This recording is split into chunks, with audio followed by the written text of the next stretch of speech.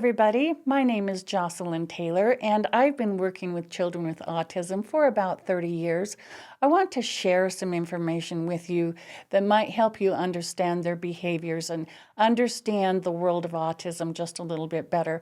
Sometimes we look at a child and we say, why is he behaving like that? And someone will answer, well, he has autism. And it's, oh, yeah, right. But he doesn't behave like this other child that I knew.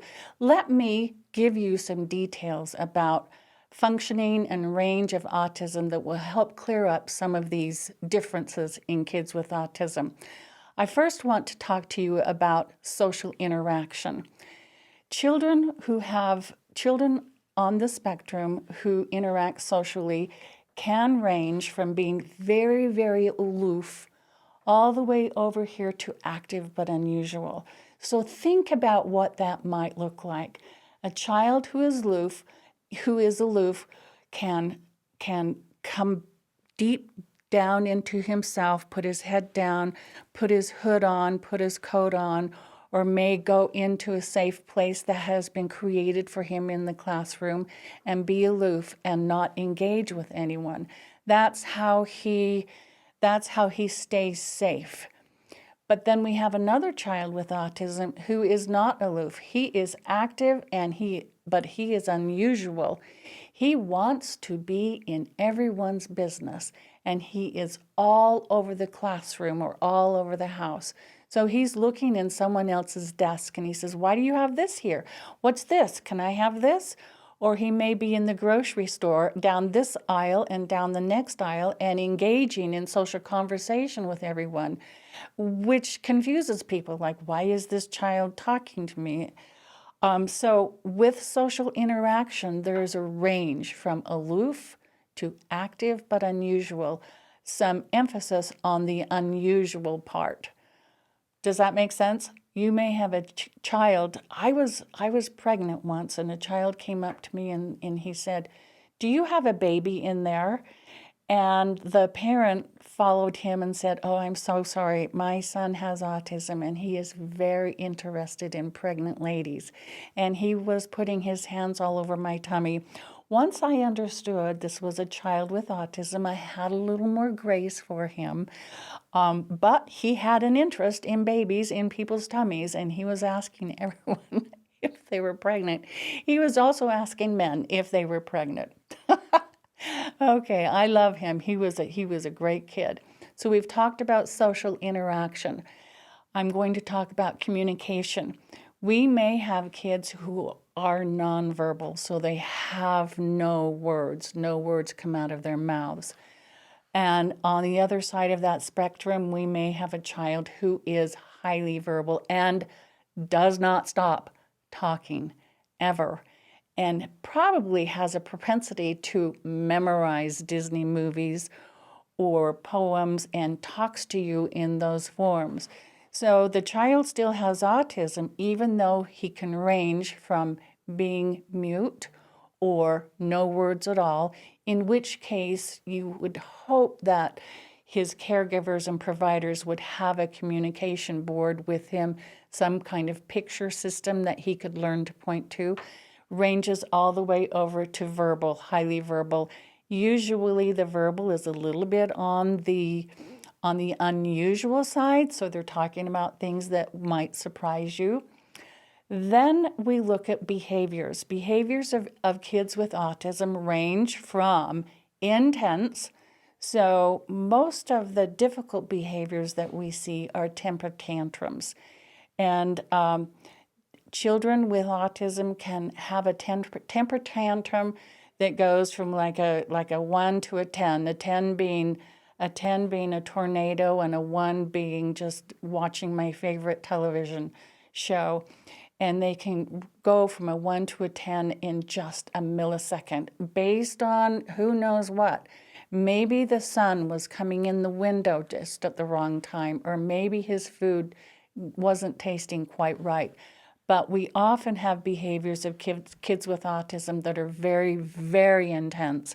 And they usually get our attention, and they usually get our attention. And those are the kids that we generally have behavior plans. But we write behavior plans for. On the other side of that spectrum, we have mild behaviors. This is a child who is pulling into himself and maybe going through some stereopathies in order to calm.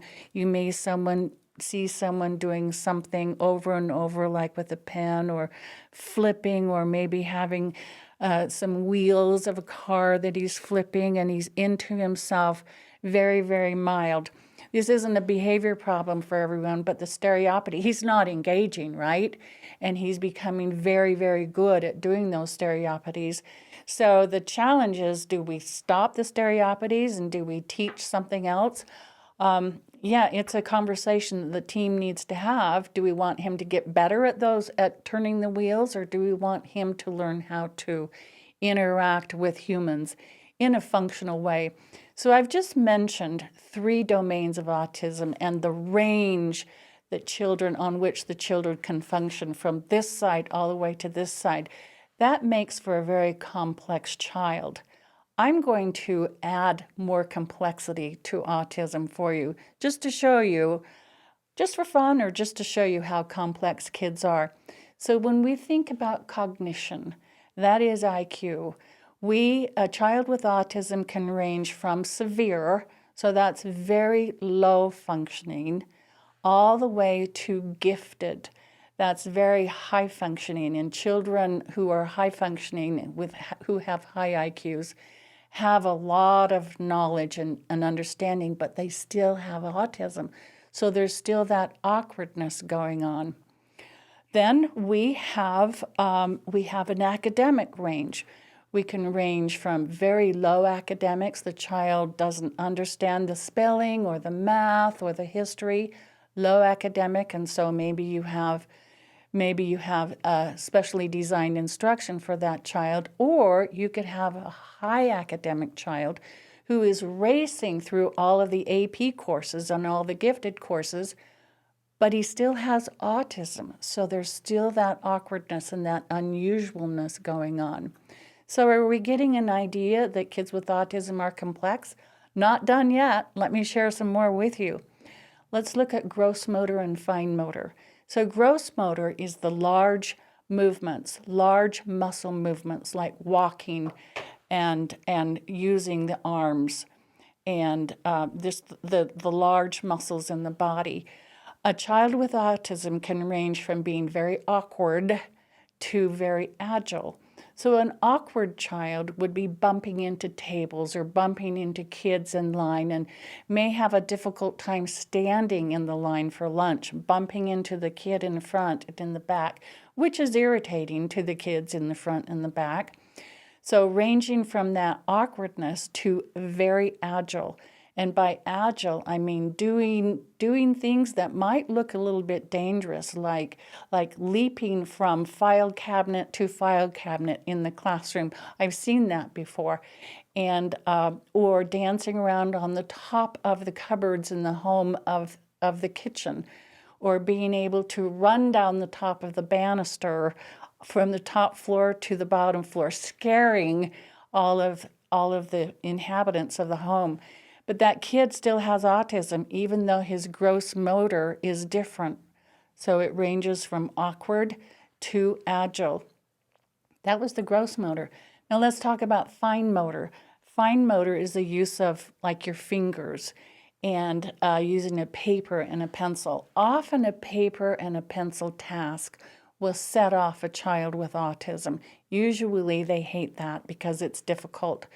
But that can range from uncoordinated, so the inability to hold a pencil in a way, and you won't see a pincher grip like this. You often see a palmed grip and an attempt to write this way, so that awkwardness. Or you might see a child who is very gifted and is able to draw teeny tiny diagrams, electrical diagrams, and plumbing diagrams. I have seen that as well. It's just been astounding to see the range. But the child still has autism. So even though there's some talent on this side and some awkwardness on this side or dysfunctionality on this side, there's still the big pieces of autism going on, that awkwardness and that difficulty. Now let's just talk about the last one, and this is sensory processing. Sensory processing is any information that is coming into you through your eyes, through your ears, through your nose, through touching anything. So kids with sensory processing difficulties, they may range from hyposensitive, so anything that touches them just is painful, or hypo is not being able to perceive anything, not aware that the sun is in your eyes, not aware that someone is next to you, or not aware that you're next to someone, bumping into someone, all the way to hypersensitive. So think about a child who is hypersensitive with his nose. So with the gustatory or anything that he smells. He could come up to you and tell you that you stink because he's so hypersensitive to maybe the Irish Spring soap, or he knows what you had for breakfast that morning because he is so very sensitive to that.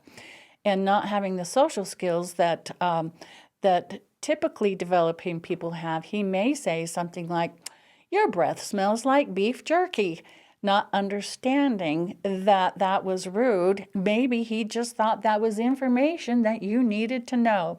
So when it comes to the sensory processing, children can range from very little processing to intense over-processing when it comes to what they see, what they hear.